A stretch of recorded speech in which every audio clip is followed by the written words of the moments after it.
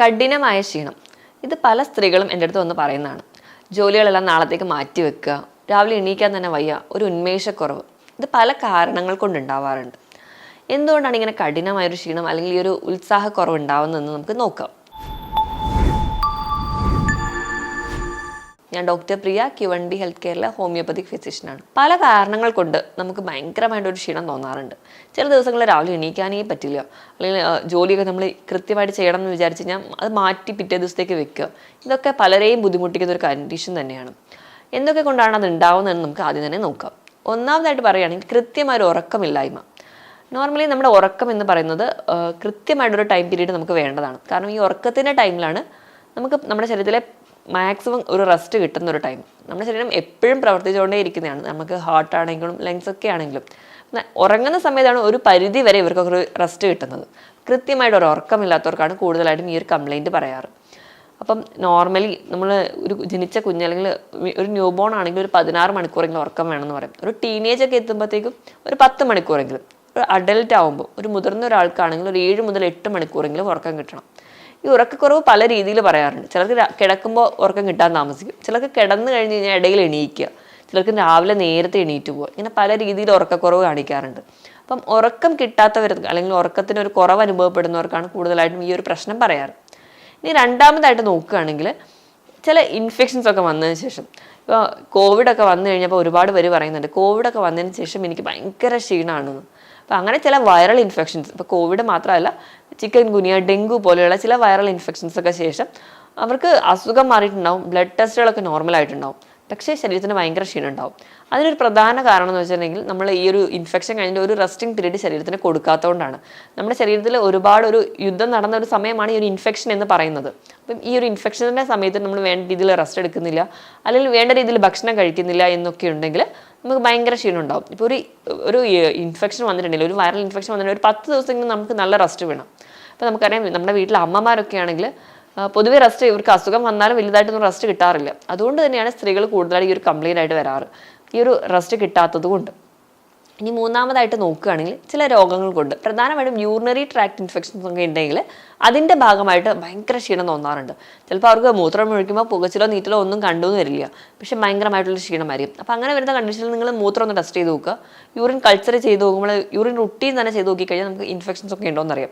ചിലർക്ക് ഇങ്ങനത്തെ ക്ഷീണത്തിനോടൊപ്പം തന്നെ പനി, കുളിര്, അടിവയറ് വേദന, മൂത്രത്തിന് നല്ല മഞ്ഞ കളർ അല്ലെങ്കിൽ മൂത്രം കലങ്ങി പോകുന്നതായിട്ട് പ്രസൻറ്റ് ചെയ്യാറുണ്ട്. അപ്പം ഇതൊന്നും ഇല്ലാതെ തന്നെ ക്ഷീണമായിട്ട് കാണുകയാണെങ്കിൽ അതെന്തെങ്കിലും ഒരു അസുഖങ്ങൾ കൊണ്ടാവാം. ഇനി കൊളസ്ട്രോൾ ലെവൽ കൂടുതലായിട്ട് ശരീരത്തിൽ നിൽക്കുകയാണെങ്കിലും അതിൽ തൈറോയിഡ് ഹോർമോൺസിൻ്റെ ഡിസ്ഫങ്ഷൻ ഒക്കെ ഉണ്ടെങ്കിലും നമുക്ക് നല്ല ക്ഷീണം തോന്നാറുണ്ട്. ഇത് കൂടാതെ തന്നെ നമ്മുടെ ശരീരത്തിൽ അല്ലെങ്കിൽ രക്തത്തിൽ കൊളസ്ട്രോൾ ലെവൽ കൂടുതലായിട്ട് നിൽക്കുന്നവർ അല്ലെങ്കിൽ തൈറോയിഡ് ഹോർമോൺ ഡിസ്ഫങ്ഷൻസ് ഒക്കെ ഉള്ളവർക്കാണെങ്കിലും ഇങ്ങനെ ചില പ്രശ്നങ്ങൾ കാണിക്കാറുണ്ട്. ഇപ്പം ഹൈപ്പോ തൈറോയിഡിസം പോലെയുള്ള കണ്ടീഷൻസ് ഒക്കെ ഉള്ളവർക്ക് കൂടുതലായിട്ടും കൊളസ്ട്രോൾ ഒരു ഇൻബാലൻസ് കാണാറുണ്ട്. കൊളസ്ട്രോളിൻ്റെ ലെവൽ അവർ ഫുഡ് കൺട്രോൾഡ് ആണെങ്കിൽ പോലും അവരുടെ ശരീരത്തിൽ നിന്ന് കൊളസ്ട്രോൾ ലെവൽ കൂടുതലായിട്ട് നിൽക്കുന്നത് കാണാം. ഇങ്ങനെയുള്ളവർക്കും രാവിലെ എണീക്കുമ്പോഴോ അല്ലെങ്കിൽ മറ്റ് ജോലികൾ ചെയ്യാനൊന്നും ഒരു തോന്നലുണ്ടാവില്ല, ഇപ്പോഴും കിടക്കണം എന്നൊരു തോന്നലുണ്ടാവും. ഇനി സ്ലീപ്പ് അപ്നിയ പോലുള്ള കണ്ടീഷൻസ് ഉള്ളവരാണെങ്കിൽ, സ്ലീപ്പ് അപ്നിയ എന്ന് പറഞ്ഞു കഴിഞ്ഞാൽ ഉറക്കത്തിനിടയിൽ ഇടയ്ക്കിടയ്ക്ക് ഞെട്ടി എണീക്കുക. അങ്ങനെ വരുന്നത് കൊണ്ട് അവർക്ക് ഉറക്കം കണ്ടിന്യൂസ് ആയിട്ട് കിട്ടാതെ വരിക, അതിൻ്റെ ഭാഗമായിട്ടുണ്ടാകുന്ന ഒരു ക്ഷീണം ഉണ്ടാവാറുണ്ട്. ഈ സ്ലീപ്പ് അപ്നിയ വരണമെങ്കിൽ അവർക്ക് അമിതവണ്ണമുള്ളവരായിരിക്കണം. അതിൻ്റെ ഭാഗമായിട്ട് അവർക്ക് കൂർക്കം വലി ഉണ്ടാവും, അല്ലെങ്കിൽ മൂക്കിൻ്റെ ഉള്ളിൽ എന്തെങ്കിലും ദശയോ എന്തെങ്കിലും വളരുന്നതിൻ്റെ ഭാഗമായിട്ട് ആ ഒരു ശ്വാസം എടുക്കാനുള്ള ബുദ്ധിമുട്ടിൻ്റെ ഭാഗമായിട്ടും അവർക്ക് കൂർക്കം വലി അല്ലെങ്കിൽ സ്ലീപ്പ് അപ്നിയ വരാം.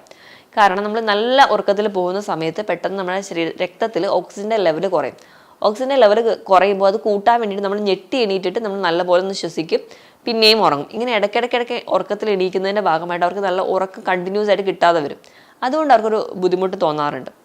ഇനി ഇതല്ലാതെ രക്തക്കുറവുള്ളവർ, വിളർച്ച അല്ലെങ്കിൽ അനീമിയൊക്കെ ഉള്ള ആൾക്കാരാണെങ്കിൽ, അതിപ്പോൾ കുട്ടികളായിക്കോട്ടെ മുതിർന്നവരായിക്കോട്ടെ, ഇങ്ങനെ ഒരു കംപ്ലയിൻറ്റ് ഉണ്ടെങ്കിൽ അവർക്ക് അതുപോലും ഇങ്ങനെ ഉന്മേഷക്കുറവ് അല്ലെങ്കിൽ ക്ഷീണമായിട്ട് പ്രസൻറ്റ് ചെയ്യാറുണ്ട്. ഇപ്പോൾ കുട്ടികളൊക്കെ ആണെങ്കിൽ ഒരു അനീമിയ കാണിക്കുന്നതിൻ്റെ ഒരു ലക്ഷണം എന്ന് പറഞ്ഞെങ്കിൽ അവർ പഠിക്കാനിരിക്കുമ്പോഴത്തേക്കും ഭയങ്കര ക്ഷീണം, ഉറക്കം വരികയാണ്, അല്ലെങ്കിൽ ഭക്ഷണത്തിനോടൊരു വിരക്തി ഉണ്ടാവും. നമുക്ക് കാണുമ്പോൾ തന്നെ ആ ഒരു വിളർച്ച അനുഭവപ്പെടാറുണ്ട്. ഇപ്പോൾ സ്ത്രീകളുടെ കേസിലാണെങ്കിൽ കൂടി പീരീഡ്സ് ഒക്കെ കഴിഞ്ഞ ആ ഒരു സമയങ്ങളിലൊക്കെ അവർ പറയാറുണ്ട്, ചില പേഷ്യൻസിനൊക്കെ നല്ലപോലെ ബ്ലീഡിങ് ഉണ്ടെങ്കിൽ അവർ പറയാം ജോലി ഒന്നും ചെയ്യാൻ വയ്യ, ഭയങ്കര ഒരു ക്ഷീണമാണ്.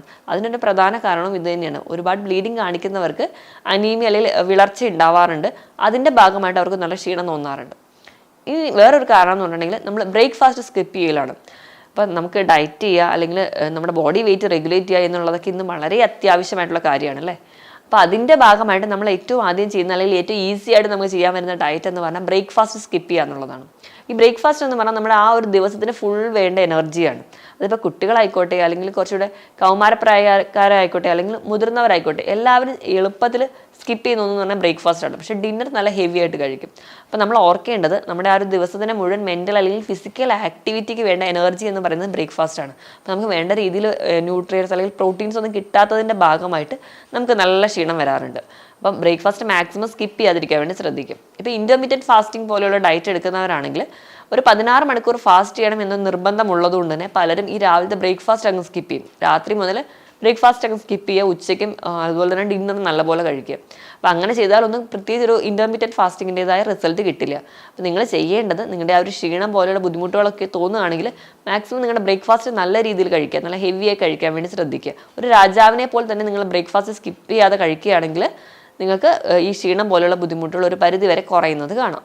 ഇനിയിപ്പോൾ വിഷാദ രോഗം അല്ലെങ്കിൽ ഡിപ്രഷൻ, മൂഡ് സ്വിങ്സ് ഒക്കെ ഉള്ളവരാണെങ്കിൽ അതിൻ്റെ ഭാഗമായിട്ട് അവർക്ക് തലയ്ക്ക് ഒരു കനം പോലെ അല്ലെങ്കിൽ ഗ്ലൂമി ആയിട്ടിരിക്കുക, പ്രത്യേകിച്ച് ഒന്നിലും സന്തോഷം കണ്ടെത്താൻ പറ്റുന്നില്ല. അപ്പം അങ്ങനെയുള്ളൊരു വല്ല ഡ്രഗ്സ് എടുക്കുക, ആൻറ്റി ഡിപ്രസൻ ഡ്രഗ്സ് എടുക്കുകയാണെങ്കിൽ അതിൻ്റെ കാരണങ്ങൾ കൊണ്ടും ഈ ഒരു ഉന്മേഷക്കുറവ് വരാറുണ്ട്. പ്രമേഹം പോലെയുള്ള രോഗങ്ങൾ, ജീവിതശൈലി രോഗങ്ങളുള്ളവരാണെങ്കിൽ അതിൻ്റെ ഭാഗമായിട്ടും അവർക്ക് ഭയങ്കര ക്ഷീണമായിരിക്കും കാണിക്കുക. ക്ഷീണം എന്ന് പറഞ്ഞാൽ അവർക്ക് നമ്മുടെ ബോഡി ഫിസിക്കലിയും അവർ വീക്കാവുന്നത് കാണാം.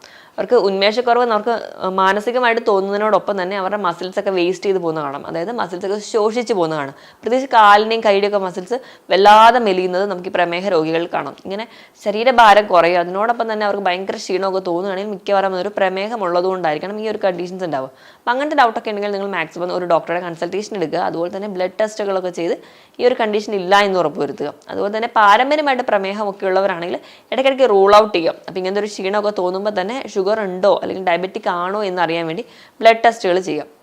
ഇതുപോലെ തന്നെ ഹൃദയത്തിൻ്റെ കംപ്ലയിൻറ്റ്സ് എന്തെങ്കിലും ഉണ്ടെങ്കിൽ, ഹൃദയത്തിൻ്റെ ഇടിപ്പ് കറക്റ്റ് അല്ലെങ്കിൽ പാൽപിറ്റേഷൻ അല്ലെങ്കിൽ വാൽവുലാർ കംപ്ലയിൻറ്റ്സോ അങ്ങനെ എന്തെങ്കിലും ഹൃദയത്തിൻ്റെ പ്രശ്നം ഉണ്ടെങ്കിൽ അങ്ങനെയുള്ളവർക്കും ഈ ഒരു ക്ഷീണം പറയാറുണ്ട്. അവർക്ക് സ്റ്റെപ്പ് കയറുമ്പോഴത്തേക്കും വയ്യ, ഭയങ്കരമായിട്ടുള്ള കിതപ്പ് പറയും, ജോലി ഒന്നും ചെയ്യാൻ വയ്യ, കുറച്ച് നടക്കാൻ വയ്യ, ഇങ്ങനത്തെ ഒരുപാട് വെയിറ്റ് എടുക്കാൻ വയ്യ, അങ്ങനെ ഒരുപാട് പരാതികളായിരിക്കും അവർക്ക് ഉണ്ടാവുക. ഈ ഒരു ക്ഷീണത്തിനൊക്കെ കാരണം അവരുടെ ഹാർട്ടിൻ്റെ ഒരു പമ്പിങ് കറക്റ്റ് അല്ലാത്തതുകൊണ്ട് നമ്മുടെ ശരീരത്തിലെ മറ്റ് അവയവങ്ങൾക്ക് കൃത്യമായ ബ്ലഡ് കിട്ടുന്നില്ല.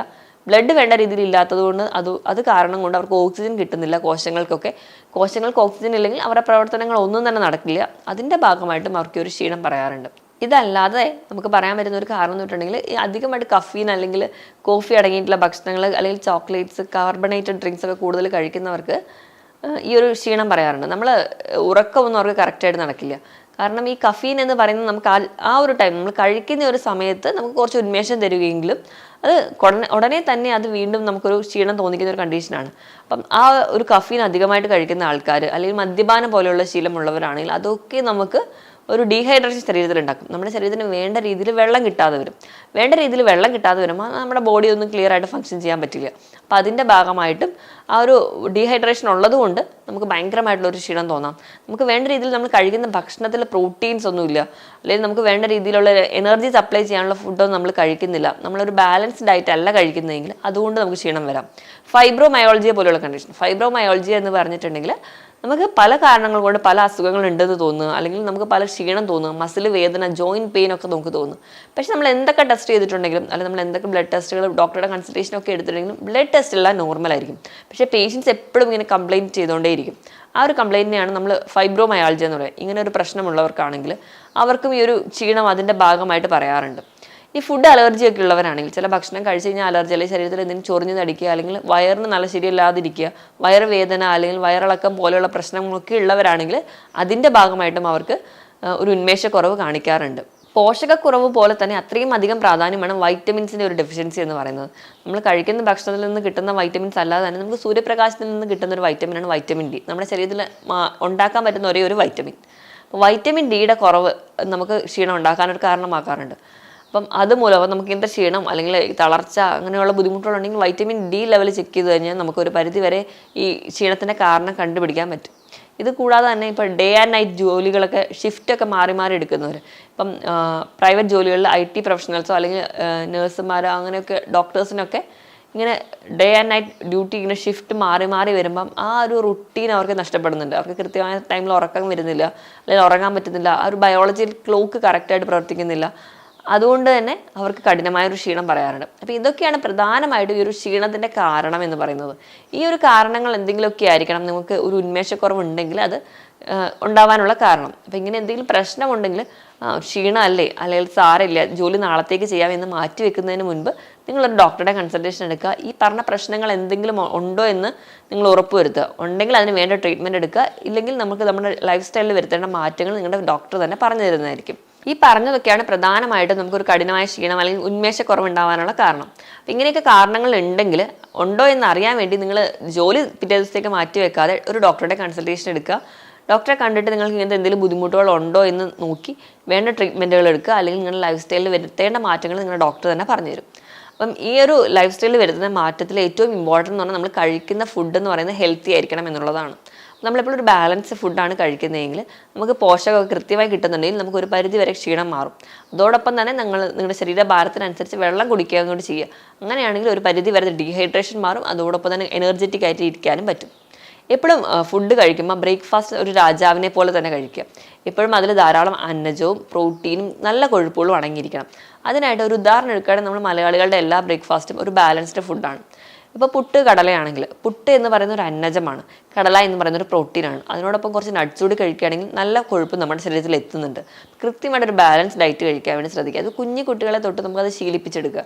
അപ്പം ജങ്ക് ഫുഡ്സുകളും കാർബണേറ്റഡ് ഡ്രിങ്ക്സ് അല്ലെങ്കിൽ സോഫ്റ്റ് ഡ്രിങ്ക്സ്, ഹൈ ഫ്രക്ടോസ് അടങ്ങിയിട്ടുള്ള ഭക്ഷണങ്ങൾ അല്ലെങ്കിൽ മധുര പലഹാരങ്ങളും പാനീയങ്ങളൊക്കെ കഴിവതും കുറയ്ക്കുക. അത് നമുക്ക് പ്രത്യേകിച്ച് ഒരു എനർജി തരുന്നില്ല. അപ്പം അതും ഒഴിവാക്കിയിട്ട് അതിന് പരമ ഒരു ബാലൻസ്ഡ് ഡയറ്റ് കഴിക്കുക. എത്ര ഒരു വെയിറ്റ് കുറയ്ക്കാൻ വേണ്ടി ഡയറ്റ് നോക്കുന്നവരാണെങ്കിലും ബ്രേക്ക്ഫാസ്റ്റ് സ്കിപ്പ് ചെയ്യാതിരിക്കാൻ വേണ്ടി ശ്രദ്ധിക്കുക. കൃത്യമായിട്ട് ഒരു ഉറക്കം ഉറപ്പുവരുത്തുക. നിങ്ങളുടെ ഉറക്കം കറക്റ്റ് ആവാൻ വേണ്ടിയിട്ട് നല്ലൊരു ഉറക്കം കിട്ടാൻ വേണ്ടി ചെറിയ ചെറിയ വ്യായാമങ്ങളൊക്കെ വൈകുന്നേരം ചെയ്യുക. ചെറിയ ഒരു നടത്തത്തിനൊക്കെ പോവുക. നല്ലപോലെ ഒന്ന് ഫ്രഷ് ആയിട്ട് കുളിച്ച് അത് കഴിഞ്ഞ് കഴിഞ്ഞാൽ നിങ്ങൾക്ക് നല്ലൊരു ഉറക്കം കിട്ടാനുള്ള ചാൻസ് ഉണ്ട്. അപ്പം എന്നിട്ടൊന്നും നിങ്ങളുടെ ഉറക്കം ശരിയാവുന്നില്ലെങ്കിൽ കിടക്കുന്നതിന് ഒരു 10 മിനിറ്റ് മുമ്പ് ഒരു അര ഗ്ലാസ് ചെറു ചൂട് പാല് കുടിക്കുക. അപ്പോഴും നിങ്ങൾക്ക് നല്ലൊരു ഉറക്കം കിട്ടും. നല്ലൊരു ഉറക്കം ഉണ്ടെങ്കിൽ ഈ പറഞ്ഞ ഫുഡൊക്കെ നിങ്ങൾ നല്ലപോലെ കഴിക്കുന്നുണ്ട്. അതിനോടൊപ്പം തന്നെ നിങ്ങൾക്ക് മറ്റ് മെഡിക്കൽ കണ്ടീഷൻസ് ഒന്നും ഇല്ല എന്ന് ഉറപ്പുവരും. പ്രമേഹം, തൈറോയ്ഡ്, കൊളസ്ട്രോൾ പോലെയുള്ള കണ്ടീഷൻസ് ഒന്നും ഇല്ല എന്ന് ഉറപ്പുവരുത്താൻ വേണ്ടി ശ്രദ്ധിക്കണം. ഇതോടൊപ്പം തന്നെ നിങ്ങൾക്ക് നല്ല ഉറക്കം കിട്ടാൻ വേണ്ടിയിട്ട് നിങ്ങൾ ഡിന്നർ കഴിക്കുന്ന എപ്പോഴും ലൈറ്റായിട്ട് കഴിക്കാൻ വേണ്ടി ശ്രദ്ധിക്കുക. അല്ലെങ്കിൽ നെഞ്ചരിച്ചിൽ അസിഡിറ്റി പോലുള്ള ബുദ്ധിമുട്ട് ഉണ്ടാവുകയും അത് നിങ്ങളുടെ ഉറക്കത്തിനെ ഡിസ്റ്റർബ് ചെയ്യുകയും ചെയ്യും. നല്ലപോലെ വെള്ളം കുടിക്കുക. കഫീൻ അടങ്ങിയ ഭക്ഷണങ്ങളും അല്ലെങ്കിൽ പാനീയങ്ങളോ മാക്സിമം ഒഴിവാക്കുക. മദ്യപാനം കംപ്ലീറ്റ് ആയിട്ട് നിർത്തുക. പുകവലി സ്റ്റോപ്പ് ചെയ്യുക. ഇതൊക്കെ തന്നെ ഒരു പരിധിവരെ ഒരു ക്ഷീണത്തിൽ നിന്ന് നമുക്ക് രക്ഷപ്പെടാൻ പറ്റും. ഹെൽത്തി ആയിട്ടുള്ള ഫുഡ്, ധാരാളം നട്ട്സുകൾ, ചെറിയ മത്സ്യങ്ങളൊക്കെ നല്ലപോലെ കഴിക്കാൻ വേണ്ടി ശ്രദ്ധിക്കുക. ഒമേഗ 3 ഫാറ്റി ആസിഡ്സ് അടങ്ങിയിട്ടുള്ള ചെറിയ മത്സ്യങ്ങൾ, നട്ട്സ്, ബട്ടർ ഫ്രൂട്ട് അല്ലെങ്കിൽ അവോക്കാഡോ പോലുള്ള ഫ്രൂട്ട്സുകളൊക്കെ കഴിക്കാൻ പറ്റുകയാണെങ്കിൽ അതൊക്കെ നിങ്ങൾ സ്ഥിരമായിട്ട് കഴിക്കാൻ വേണ്ടി ശ്രദ്ധിക്കുക. അങ്ങനെയാണെങ്കിൽ നമുക്കൊരു ശരീരത്തിൽ ഒരു പരിധി വരെ നമ്മുടെ കോശങ്ങൾക്ക് ഉണ്ടാകുന്ന നീർക്കെട്ടുകളൊക്കെ പൂർണ്ണമായിട്ട് മാറ്റാൻ പറ്റും. അത് നല്ലൊരു ആൻറ്റി ഓക്സിഡൻറ്റ് കൂടിയാണ്. അപ്പം ഇങ്ങനെ നമുക്ക് ഹെൽത്തി ആയിട്ട് ഇരിക്കാൻ പറ്റും. അതോടൊപ്പം തന്നെ രാവിലെ എണീക്കുമ്പോൾ തന്നെ ഇപ്പോൾ എല്ലാ ആൾക്കാരും രാവിലെ എണീക്കുന്നതേ ഫോൺ നോക്കിക്കൊണ്ടാകും. അപ്പം അതിൽ ഒരുപാട് പോസിറ്റീവ് ന്യൂസസും ഉണ്ടാവും, അതുപോലെ തന്നെ ഒരുപാട് നെഗറ്റീവ് ന്യൂസസ് ഉണ്ടാവും. അപ്പോൾ രാവിലെ എണീക്കുമ്പോൾ മാക്സിമം ഫ്രഷ് ആയിട്ട് എണീക്കാൻ വേണ്ടി ശ്രമിക്കുക. അതിനുവേണ്ടി രാവിലെ എണീക്കുമ്പോഴേ ഉള്ള ആ ഫോൺ നോക്കുന്ന പരിപാടി ഉണ്ടെങ്കിൽ അതങ്ങ് നിർത്തുക.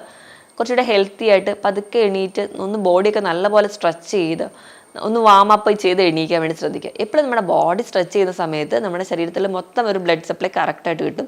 നമ്മുടെ കോശങ്ങളൊക്കെ കുറച്ചുകൂടി എനർജറ്റിക് ആയിട്ടിരിക്കും. നമ്മൾ കുറച്ചുകൂടി ഒരു ഹാപ്പി മൂഡിലേക്ക് പോകും. രാവിലെ തന്നെ ഒരു വ്യായാമം കൂടി ഉണ്ടെങ്കിൽ നമ്മുടെ ശരീരത്തിൽ ഹാപ്പി ഹോർമോൺസ് ആയിട്ടുള്ള എൻഡ്രോഫിൻസ് ഒക്കെ പ്രൊഡ്യൂസ് ചെയ്യും. അതുവഴി നമ്മുടെ മൂഡൊന്ന് ഹാപ്പി ആയിട്ടിരിക്കാനും പറ്റും. ഇങ്ങനെയൊക്കെ ചെയ്ത് കഴിഞ്ഞാൽ ഒരു പരിധി വരെ കഠിനമായ ക്ഷീണമൊക്കെ നമുക്ക് മാറ്റിയെടുക്കാൻ പറ്റും. ഞാൻ ഈ പറഞ്ഞ ടോപ്പിക്കിൽ എന്തെങ്കിലും ഡൗട്ട് ഉണ്ടെങ്കിൽ താഴെ കാണുന്ന നമ്പറിൽ കോൺടാക്ട് ചെയ്യുക. മറ്റൊരു ഹെൽത്ത് ടോപ്പിക്കുമായിട്ട് വീണ്ടും കാണുന്നതുവരെ നന്ദി.